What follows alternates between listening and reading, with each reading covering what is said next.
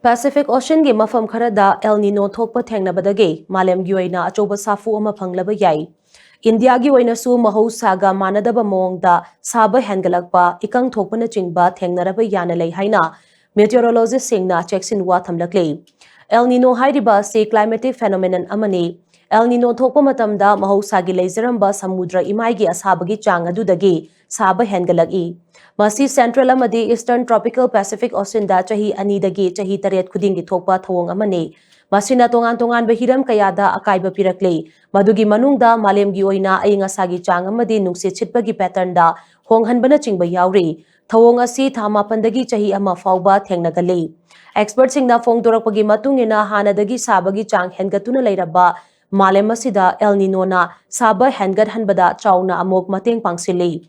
Kumjali singamaga chamapan marifutara tareta thengnakiba El Nino na maram oiraga thoglakiba heat wave ising ichaw ikang nonglei nungsidamadi lamai chakpana chingba kaya thengnaduna achouba senfam ama manghankrabani. Handak nauna thengnarakliba El Nino asisu kumjali singamaga chamapan marifutara tareta thengnakiba duga manaraba yana leiri hairi. US National Oceanic and Atmospheric Administration hai Equator manakta Pacific Ocean gi imai da saba hengalakpa thengnariba asina malem gi oina ainga gi phibamda chauna ahongba piragani. Chahi asigi ningtham thagi anganba saruk phawbada El Nino mayoknaba yabagi chang chada humdoi lei. Karigumba masi mayoknaba tarabadi kumjali singamaga chamapan yankhaidagi hauze phawbada khwaidagi tamthiba El Nino oigadawribani.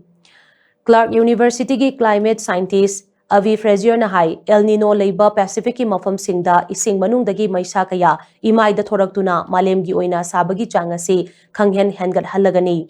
Masina malem gi oina sabagi chang hengalakli ba sida achak pamaida gi haibu oina thoklagani. Adum oina mag ikang thoktuna leiriba Middle East adi masina kanaba phangalagani hairi.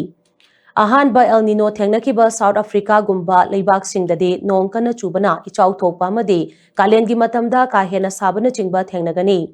India gi oina su mahousaga manadaba mawngda saba hengalakpa ikang thokpana chingba thengnaraba yana lei hairi.